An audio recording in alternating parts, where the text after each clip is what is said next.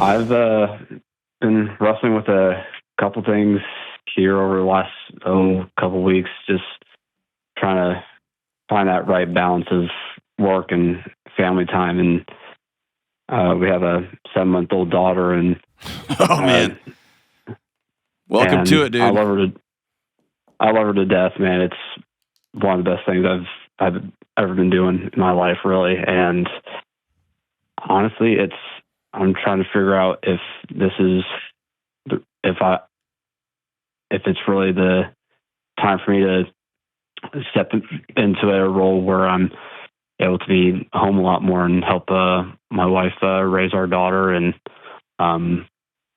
it's just, honestly, the job that I'm doing right now is just taking me, putting a lot of hours away from home, and it's kind of beating me up mentally, physically every now and then. So do you have a job in mind?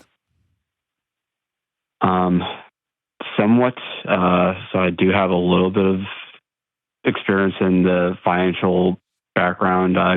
Before this job, I worked at a bank for a few years.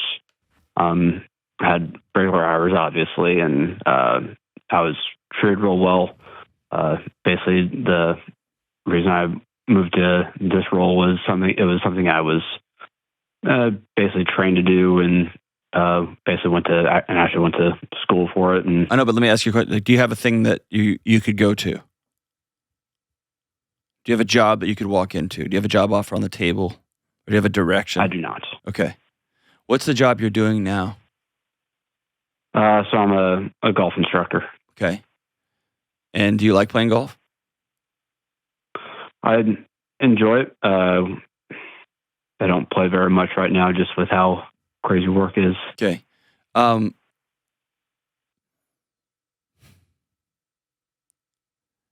guess this is my big answer. I always want people to take 6 months to a year after a major life change. Because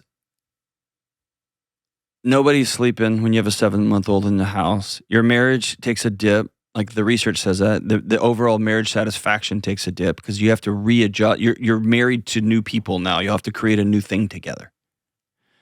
And there's guilt. There is a guilt on both sides. There is frustration on both sides. There is challenges on both sides. And there's challenges moving forward together. Here's what I don't want you to do. I don't want you to quit your job.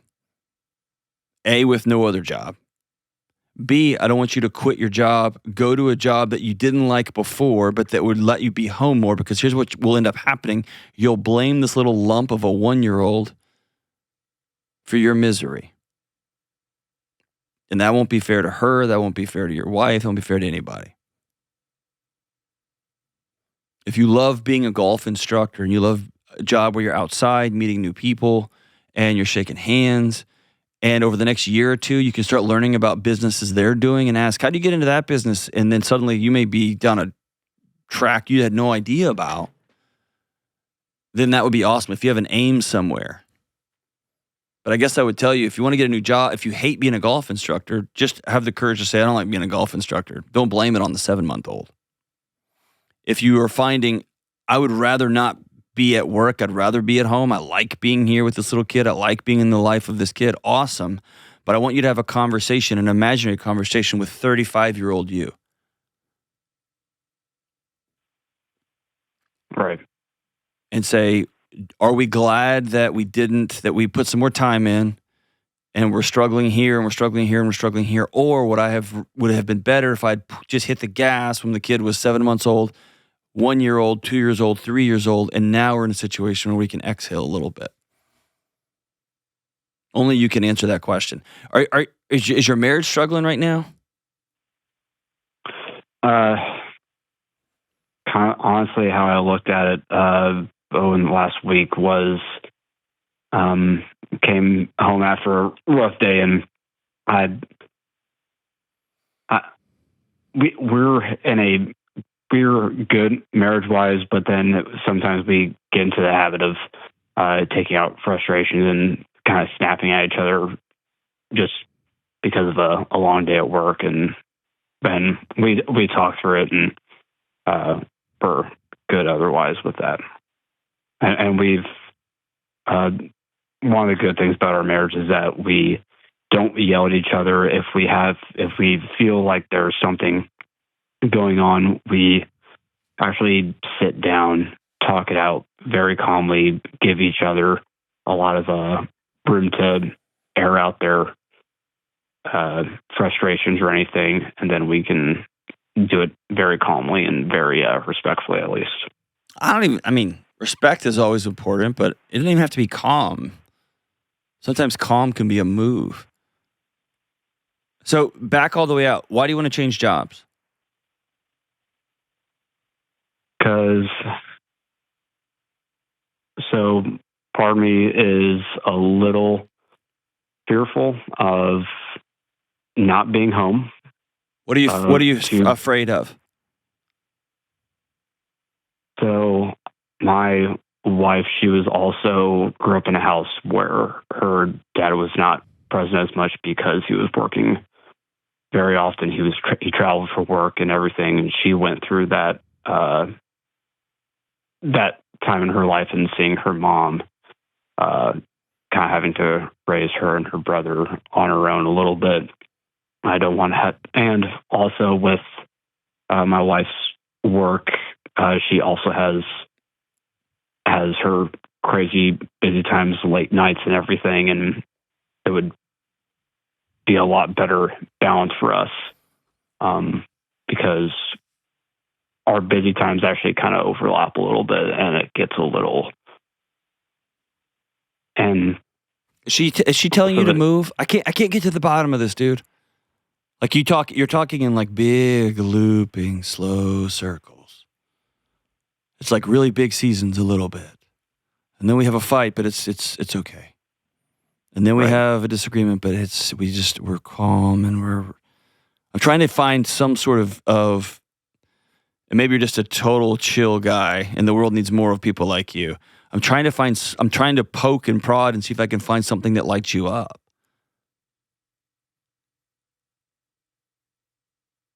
I can't get a grasp on what you love or what you want to do. It sounds like your whole life you're trying to play defense. And you're playing predictive defense. Well, this happened when she was a kid, so I want to go ahead and do this now. And then this happened, so it might happen here. And then this happened, it might happen here. Like, what do you want to do? I want to have a little bit more peace in life, okay. Honestly. Is the peace coming because your wife doesn't like the life she has? Is the peace coming because your wife feels like she is recreating her childhood home and she has some scars from that? Is the peace coming that you quit being a banker and then you started working as a golf pro and you kind of hate it? Like what's the peace coming from? Because a 7-month-old is going to stare at you. And if you want a 7-month-old to give you peace, that's not fair to the 7-month-old. They don't have the ability to do that. No. And if you think working less and being around home more is going to help, it will not. If working less allows you to be present in home and do things that add to the flow of your house, that will help. But if you're trying to do things because your wife doesn't like the life she is co-creating, that's a recipe for a car crash. Or if you're trying to make her happy or she's frustrated and you're trying to figure out a thing that you can do. You get what I'm saying? Yeah. Am I off? No, I've wrestled with this before, and it's tough because I've seen it both ways of where having the life at home, having that time with family, being able to take care of things around the house, and just able to having a life outside of work. But then also trying to find that. And I've listening to your show and everything, I've seen some of the other stuff that you've discussed of trying to find that passion. And that's kind of what drove me to golf in the first place when I was younger, was the passion for it, and then and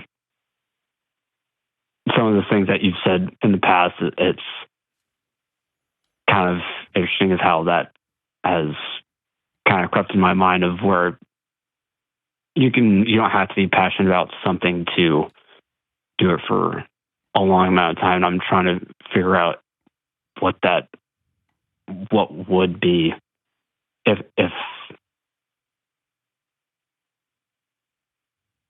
because honestly, right now, what I love doing more than anything, what I feel like my first and highest purpose right now is to be a father and be a husband that is present and able to help at home. And working 60 hours a week sometimes does not. It just gets in the way of that. I just gotta disagree with you, brother. Because my number one calling on planet Earth is to be a good husband, followed immediately by being a good father. And I work a lot. And the antidote to being a good father and being a present husband is not quitting your job. It is being united with your partner and saying what must be true for us to have the life that we want to co-create together. And granted, some spouses will say, I need you here. At 5 o'clock, I need you here. And so we're going to sit down and have a conversation about what that means job-wise, what that means financially, we're going to have all that painted as a conversation. Okay. In my house, there were seasons, and I've talked about this publicly, where I was crazy busy writing books, being on the road, doing media, jumping on a plane and flying across the country to do a speaking engagement, going on a tour. I was all over the place. The problem was it was all for me. Now I am busier than I've ever been ever. And I feel more present and more connected. And my marriage is stronger than it has ever been. And that's not a flex. That's just comes from so many scars and so many broken bones, relational broken bones, and so many missteps and messing up. To where the season I'm in right this moment, when you and I are having this call, my wife and I planned in July. And what does that mean? That means I flew in last night from an event in the middle of the night, and I got up this morning at 6 and I took my son to breakfast. So I'm tired. And that's exactly how we drew it up. And tonight I'll be at my kitchen table for dinner, and then tomorrow I fly out again to go across the country. But just quitting my job doesn't help with presence. It does mean when I walk in the front door, my phone is off, off, off. It does mean when I walk in the front door, the TV is off, off, off. And it does mean for seasons I'm very tired. Hang on the line. I'm going to send you my buddy Ken Coleman's book. It's called Work You're Wired to Do, and it's got an assessment inside of it that you can take, and it will lean you towards, give you some options and maybe some things you might be interested in checking out. But I think it's also worth a conversation with your wife, saying this exact thing. Hey, we have a 7-month-old, me and you, we have a family. We made a human. This is awesome. And our marriage is completely different. And so let's clear the deck and let's rebuild our marriage. How do you want this house to feel when you walk in? What brings you laughter? What brings you joy? Tell me about your work schedule. Do you still love your job? What am I going to want to do? What are we seeing in each other? And let's have that conversation, because we need to rebuild something together so that we can both move forward. And sometimes that will take 60 hours a week. And sometimes that will take one of you just quitting and staying at home full time. And sometimes that will take you both working full time, and you're going to have to get some support and help. It's going to be all over the place, depending on where you live and what you do and your economic situation, all those crazy factors. But I want to challenge you and all the men listening to this. I want to be a better husband, a better dad. That means I got to quit my job. It's just absolutely not true. It's just not true. If you're using work as a drug, maybe. If you're using work as a way to escape your family, maybe. But if you're just tired and bored, it's not a reason to quit.